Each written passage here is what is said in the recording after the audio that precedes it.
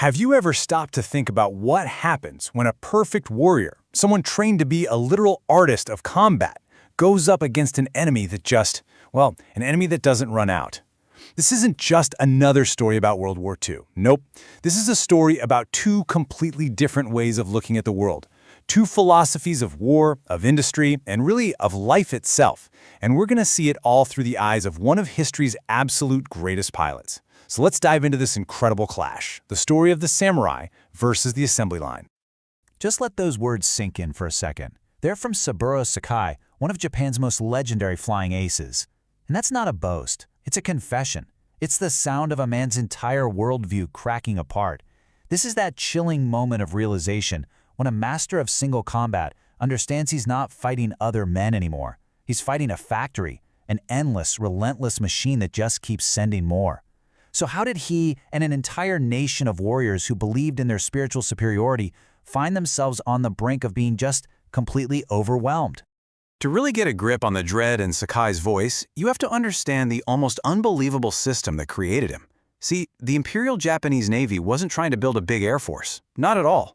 They were trying to forge a handful of living swords, perfect warriors who they believed could overcome any material disadvantage through sheer force of will. Okay, this number right here, this is where the story gets really wild. This was the washout rate at the Tsuchiura Naval Aviation School. Let that sink in, a 95% failure rate. In Saburo Sakai's own class, 1,500 of Japan's best and brightest young men showed up. Only 70 earned their wings. This wasn't training. It was a crucible designed to break people. They were beaten daily, forced to hang from steel bars until their hands bled, made to swim in the freezing January ocean. They practiced aerobatics until they blacked out, vomited, and then were ordered right back into the cockpit to do it again. The goal wasn't to teach, it was to find the 1 in 100 man who was seemingly unbreakable. And make no mistake, this philosophy was entirely deliberate. The Japanese high command truly believed that one of their pilots, a graduate from this brutal process, was worth 3, maybe even 5, of any enemy pilot. They saw themselves as the heirs to the samurai tradition. They were aerial warriors whose spirit, what they called seishin, this core belief that willpower trumps materials, would always win. But that raises the one question at the absolute heart of this whole story. What happens when that one perfect warrior doesn't have to face 5 enemies, but 50 or 500? So let's fast forward to the early days of the war. On the surface, this whole elite warrior strategy seemed like a genius move.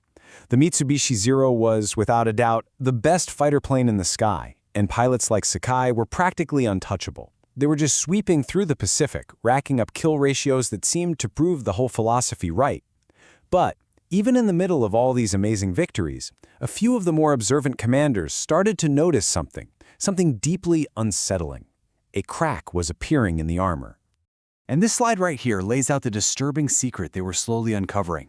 When the Japanese lost one of their precious Zeros, it took weeks, sometimes months, to get a replacement from the factories back home. But when the Allies lost a plane, a brand new one would often just appear at the airfield within days. And even more critically, when Japan lost a pilot, they lost years of that irreplaceable, brutal training. When the Allies lost a pilot, their training pipeline was already spitting out thousands more to take his place. It was a terrifying realization. They were winning every single battle, but somehow they were losing the war. And the devastating truth of it all is laid bare in this secret calculation by an operations officer, Lieutenant Commander Nakajima. He's the one who did the terrifying math that nobody wanted to even whisper about. Just to break even, not to win, just to not lose against America's industrial might, they had to shoot down 10 enemy planes for every single one they lost. A 10-to-1 ratio. Now, at their absolute peak, the best they ever managed was about 3-to-1. The numbers had already written their fate as early as 1942. The rest was just going to be a long, bloody wait for the inevitable. For Saburo Sakai, though, this abstract, creeping dread of mathematics was about to become a very, very brutal and personal reality. On August 7, 1942, the scramble alarm went off. He was being sent on what was, at the time, the longest fighter mission ever attempted. It was a mission that would push him, his aircraft, and the entire philosophy of the samurai pilot right past the breaking point. I mean, just look at this timeline. It reads like an epic poem of survival. A 4-hour flight just to get to the fight, burning precious fuel all the way. He arrives to find a sky and sea just swarming with the enemy, over 70 ships. After a long, exhausting dogfight, he makes a fatal mistake. He spots what he thinks are 8 fighters and dives in for the kill, only to realize, way too late, that they're dive bombers, each with a rear gunner. A storm of bullets just rips through his cockpit.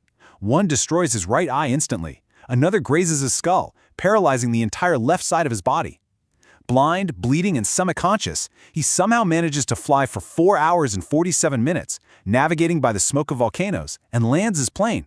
It's almost beyond belief. This was, without any doubt, one of the greatest feats of flying in the history of aviation. An unbelievable story of one man's spirit, his will to survive against impossible odds. But we have to ask the brutal question this slide poses. What did this almost superhuman effort actually achieve for the war effort? And here is the cold, hard answer. Japan lost 23 aircraft on that single mission, along with their elite, irreplaceable crews. The United States lost fewer planes, and because they made rescue a priority, they scooped most of their downed pilots right out of the water to fight another day. So, while Japan struggled to figure out how to replace a couple dozen planes, brand new American aircraft were already rolling off factory floors in California. Sakai's incredible heroism saved one pilot, himself. America's system saved an entire air force. While Saburo Sakai spent the next 8 months in a hospital bed, slowly, painfully recovering from his horrific injuries, the war he knew fundamentally changed. It was no longer a contest of warriors. It became a simple, brutal equation of production. The sleeping industrial giant of the United States had fully awakened, and it was about to drown the Japanese Empire in a tidal wave of steel. Let's just take a moment to really absorb what this chart is telling us. In the single year of 1944, the United States produced over 96,000 aircraft. Now get this, that's more planes than Japan, a country that had been mobilized for total war for over a decade, managed to build during the entire war. The scale of it is it's almost impossible to comprehend. It wasn't a fight anymore. It was an industrial avalanche. And this right here, this is how they did it. At its peak, Ford's Willow Run factory, a plant that literally did not even exist before the war, was rolling a brand new 4-engine B-24 Liberator bomber off the assembly line every 63 minutes. One factory, a new heavy bomber every hour. The floor space of this single building was larger than Japan's entire aircraft manufacturing industry combined. This is what Sakai meant when he said they came by dozens. It must have felt like they were fighting an enemy that could conjure planes out of thin air. And you know, the disparity went way beyond just the machines. It was in the men flying them. Just look at this comparison. By the late war, an American Navy pilot wouldn't even be allowed to see combat until he had a minimum of 400 flight hours, all part of a systematic 60-week training program. Meanwhile, Japan's elite system had utterly collapsed. They were rushing new pilots to the front lines with less than 100 hours of flight time, often in outdated, worn-out trainers. America wasn't just mass-producing planes, it was mass-producing quality pilots. And those are Sakai's own heartbreaking words when he finally returned to duty as an instructor. Imagine that. The man forged in the 95% washout rate, the absolute pinnacle of their elite system, was now watching in horror as children who could barely land a plane were given a few dozen hours of flight time and sent out to face seasoned American aces in superior aircraft. He knew it wasn't training anymore. It was a state-sanctioned death sentence. The samurai ideal was officially dead. So what do you do? What do you do when you're faced with the mathematical certainty of your own defeat? When your entire warrior philosophy has been ground into dust by an assembly line? Well, Japan turned to a desperate, final, terrible measure. But it was Sakai's own experiences, both inside and outside the cockpit, that would reveal a deeper truth, one that went beyond the simple, brutal numbers of war. You see, it's crucial to understand this. The Kamikaze wasn't just an act of pure fanaticism. It was the final, desperate calculation of a completely failed system. Sakai himself explained the brutal logic behind it. You take a teenage boy with less than 100 hours of training and you send him against an American ace with 400 hours. In a normal dogfight, the result is certain. The boy dies, and he achieves nothing. But if you tell him to fly his plane directly into a ship, well, he might just take something with him. It was the last resort of a military that could no longer train its men how to fight and win. Yet even inside this brutal, inhuman calculus of war, the individual, the human spirit, remained. Years before the Kamikaze, at the absolute height of his power, Sakai cornered what he thought was an enemy military transport. As he closed in for the kill, he saw something that stopped him cold. The terrified faces of women and children pressed against the windows. And in that split second, he made a choice that went against every rule of war. He pulled up, waggled his wings in that universal sign for "go on, get out of here," and just let them escape. Decades later, a woman who was just a little girl on that plane found him and thanked him for her life. And that incredible capacity for humanity found its ultimate expression years after the war. In 1982, Sakai actually met Harold Jones, the American gunner who had shot him in the head over Guadalcanal. And instead of anger or resentment, Sakai presented Jones with his own blood-stained helmet from that day. "You were doing your duty," he said, "as was I. There is no hatred, only respect." They became lifelong friends. It's this profound testament to the ability of former enemies to see the human being beyond the uniform, beyond the war. In his later years, Sakai dedicated himself to tearing down the myths his own government had built. He would tell American audiences that the kamikaze pilots weren't fanatics screaming for the emperor. He knew because he had heard their last radio transmissions. They were terrified boys crying out for their mothers in their final moments. He was giving them back the humanity that had been stolen from them by a propaganda machine that sent them to their deaths.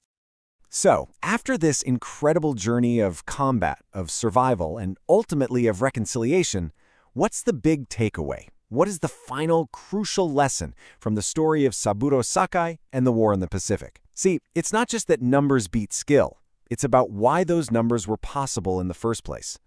Let's just break down this final accounting. The lie the Japanese military told itself and its people was that their unique spirit could overcome any material disadvantage. The reality? America's system could absorb and replace losses faster than Japan's samurai could ever hope to inflict them. And the source of that incredible strength wasn't just bigger factories. It was the free, adaptable, and innovative society that built them. The samurai, in the end, brought a sword to a factory fight, and the assembly line always wins that fight. And this, in Sakai's own profound words, is the ultimate payoff. He finally came to understand that those endless waves of American planes weren't just a feat of engineering. They were a physical manifestation of the very ideal his country had gone to war to destroy. It was a free society with free workers and free scientists that could outproduce, out-innovate, and ultimately overwhelm a rigid, tradition-bound opponent. And that, right there, might be the most important lesson of all, that the systems we build, the societies we create, are ultimately our greatest and most powerful weapons.